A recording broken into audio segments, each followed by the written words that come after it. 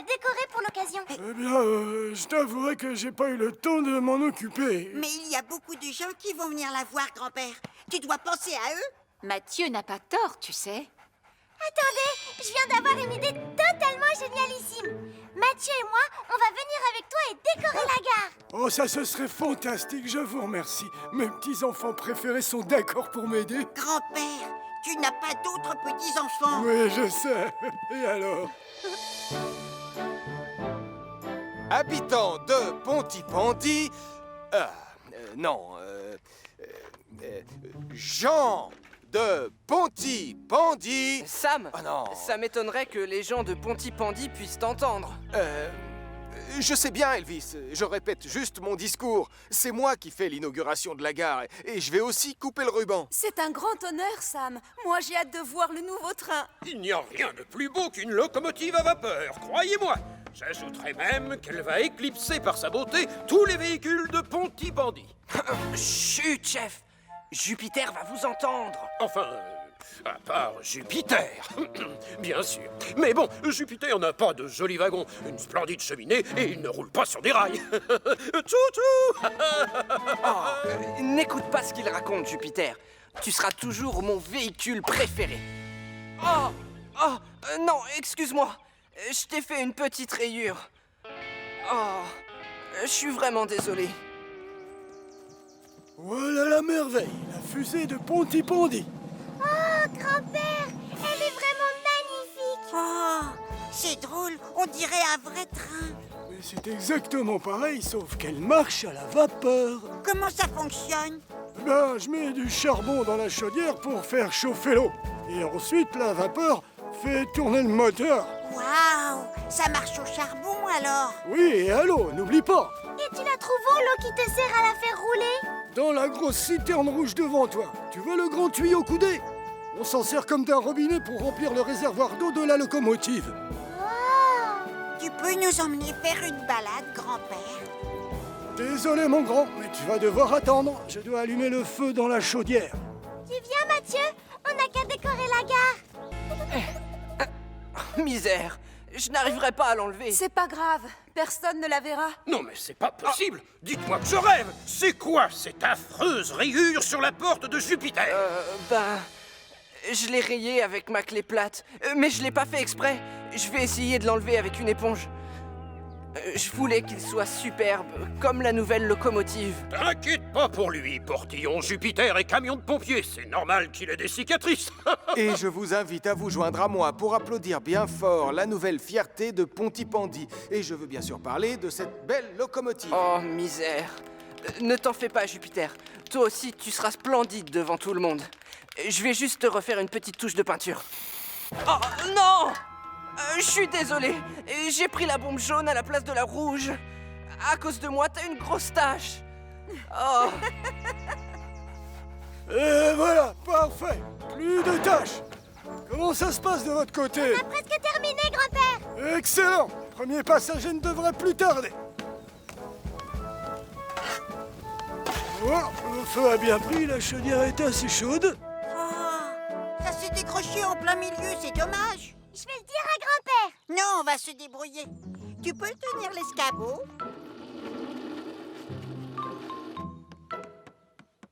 Zut, je suis trop petit. Il faudrait que je me hisse plus haut. Attention, Mathieu. J'arrive. Voilà, mon bonhomme, c'est fini. Je te demande pardon, grand-père. J'aurais dû te demander de m'aider. C'est pas grave, mon petit. Allez, tu restes là, et moi j'arrange ça.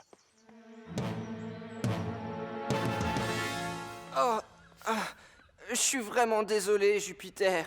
Cette merveilleuse locomotive parmi les moyens de transport de notre ville est... Non, merveilleuse, ce n'est pas assez fort, Sam. Pourquoi pas magnifiquement belle ou alors brillamment resplendissante? Non, j'ai trouvé glorieusement majestueuse. Ah, bien, merci, chef. Mais ces expressions sont un peu trop compliquées à mon goût.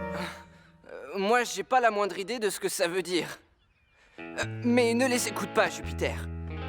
Sam, sans te déranger, tu pourrais aller répéter ton discours ailleurs? Jupiter va se vexer si ça continue. Oh désolé Elvis, je comprends, mais je suis sûr que Jupiter sait à quel point il compte pour toute la brigade.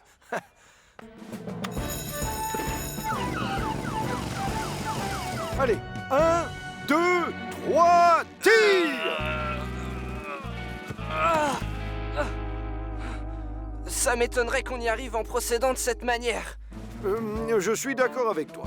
Puisqu'on ne peut pas utiliser la force, moi je ne vois plus qu'une seule solution. Nous allons être obligés de couper le bras de la nacelle.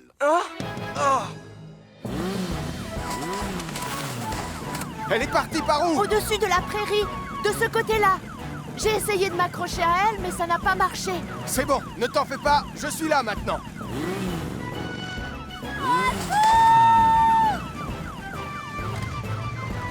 N'aie pas peur, Sarah.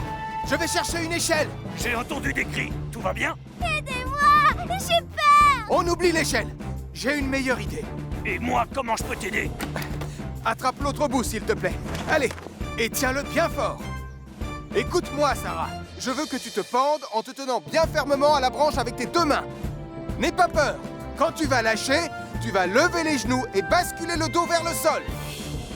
Tu peux lâcher. Vas-y. Waouh! Alors ça a l'air d'être très amusant. Non, colonel! Pitié! Laisse-moi passer, Portillon. Non, stop! Je peux savoir ce que vous vous apprêtez à faire à mon merveilleux camion?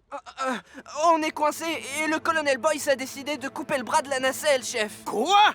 Mais ce n'est pas nécessaire! J'imagine que vous avez une meilleure idée, bien sûr. Il se trouve que c'est le cas, oui.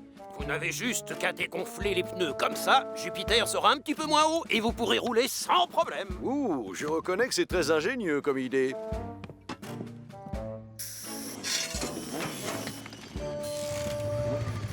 Qu'est-ce qui vous arrive, mon colonel? Tout est de ma faute, Sam.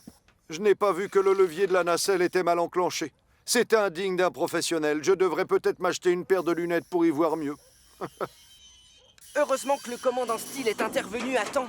Il a eu une idée qui nous a enfin permis de décoincer Jupiter, n'est-ce pas, chef? Eh bien, c'est exact. Disons que pour un vieux crouton tout tordu, j'ai encore de la ressource.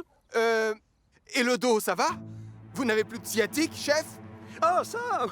Regardez-moi, j'arrive enfin à me tenir droit et mon dos ne me fait plus du tout souffrir. J'en déduis que vous allez pouvoir retravailler?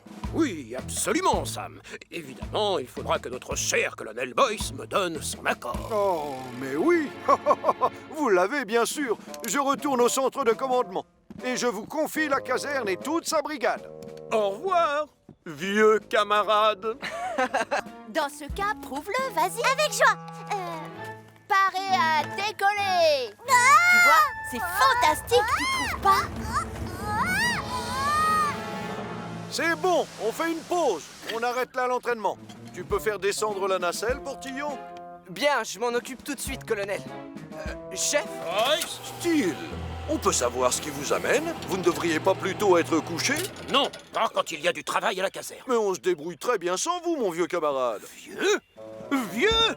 C'est moi que vous traitez de vieux, Boyce! On ne veut pas que vous reveniez travailler tant que vous n'êtes pas guéri, c'est tout. Mais je vais très bien, Sam. Je veux reprendre mon poste. C'est moi qui commande cette brigade, vous entendez? Ah! Oh! Pas aujourd'hui. Vieux crouton, va. Maintenant, si vous voulez bien nous excuser, on a du travail. Je bloque la nacelle de Jupiter et ensuite je vous emmène faire une petite balade, Portillon. Avec plaisir. Oh, voyons. C'est quel levier déjà? C'est bon, tout est sous contrôle, vieux camarade. Vous pouvez rentrer chez vous tranquille. Au revoir. Ça y est, c'est bloqué.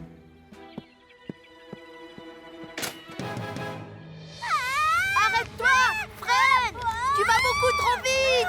Je ne sais pas comment on fait pour s'arrêter! Ah! Tu peux me retenir? Ah! Quand je t'ai dit parer à décoller tout à l'heure, c'était juste une façon de parler, Sarah. Accroche-toi, surtout. À ton avis, qu'est-ce que je fais là? Ah. Oh.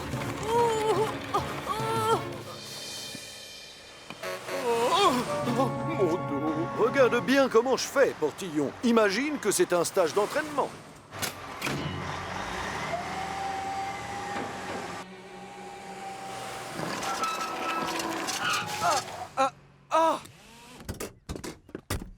La nacelle est coincée, colonel. Oui, merci, j'avais remarqué, Portillon. Ne reste pas planté là, enfin, essaie de la décoincer. D'accord. Ne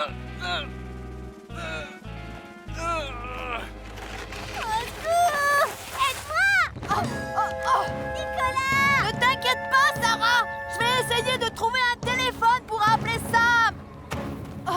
Et pendant mon absence, prends soin de mon cerf-volant, il est neuf.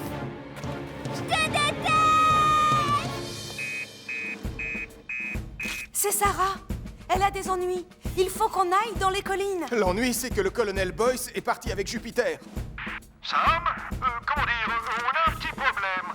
Jupiter est coincé sous le pont en centre-ville. Non, on fait quoi maintenant? Je ne vois qu'une seule solution possible. Mais maman, c'est vive les soldats du feu. J'en connais un rayon sur les pompiers grâce à ce jeu. Je n'ai plus besoin d'aller à la caserne avec les autres pour avoir mon badge de pompier. Ne raconte pas de bêtises, Nicolas. Être un pompier dans un jeu vidéo, ça n'a rien à voir avec le fait d'en être un pour de vrai. C'est exactement ce que j'ai dit, Tante Denise. Non, là c'est toi qui mens. Tout ce que t'as dit, c'est « Donne-moi la console, maintenant c'est mon tour ». Ça suffit, tous les deux, et donnez ça à Tristan.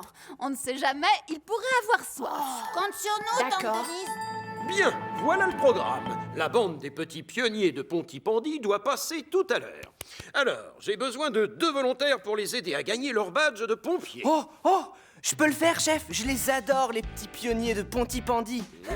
C'est une mauvaise idée, Portillon. Hier soir, tu avais promis de nous cuisiner ton succulent pâté à la viande pour le dîner. Oh, oui, c'est vrai. D'ailleurs, depuis, je ne pense plus qu'à ça. Et moi donc? Bon, d'accord. Je m'occuperai du dîner, alors. Ah, les enfants sont déjà là. Si on allait les accueillir.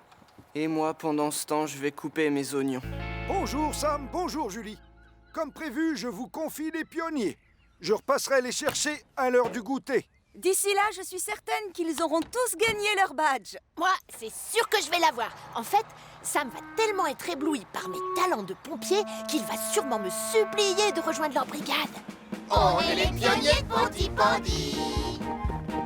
On n'a pas peur, on est tous amis. Venez avec nous et criez bien fort. Et pipi pourra, les pionniers de Pontypandy sont là. Oui, chef. J'ai juste un conseil à te donner. Nicolas Prime va passer l'après-midi à la caserne et c'est un estomac sur pattes. S'il sent l'odeur de ton pâté, on peut lui dire adieu tout de suite. Si tu vois ce que je veux dire. Oh, je vous reçois 5 sur 5, commandant. N'ayez pas peur. Là où je vais le cacher, il ne le trouvera jamais.